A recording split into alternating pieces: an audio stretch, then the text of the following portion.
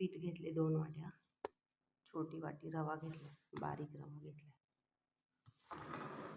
ओवा, जिरे, मीठ, तीळ, हिरव्या मिरचीचा ठेचा आणि हा बिटाचा ज्यूस आहे आणि ही हळद आहे. सुरुवातीला मी ह्याच्यामध्ये रवा मिक्स करून घेते. आता ह्याच्यामध्ये जिरे घालायचे आहेत. जिरे, ओवा, चवीनुसार मीठ घालायचे.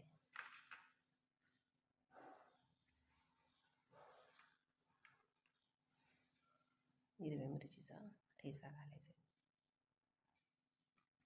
लहान मुलं खाणार असेल तर थोडं कमी टाका. आता ह्याच्यामध्ये 2 चमचे बेसन घालायचे. बेसन पीठ आहे घरी पूर्ण मिक्स करायचे.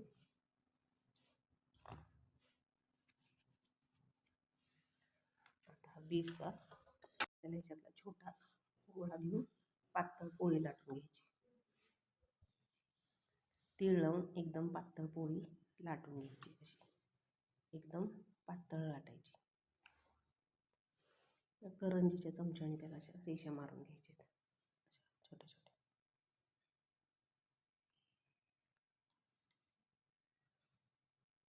मधून कट द्यायचं ह्याला. आणि हे बघा, हे बेकिंग ट्रेमध्ये ठेवून घेतलेले आहेत. ते आता मी ओव्हनमध्ये बेक करणार आहे, तळून घेणार नाही. 0 ऑइल. हे आपले बीट्सचे चिप्स तयार होणार आहेत. काही तुम्ही नाव देऊ शकता ह्याला. तर हे बघा, मी ओव्हनमध्ये 10 मिनिटासाठी भाजून घेणार.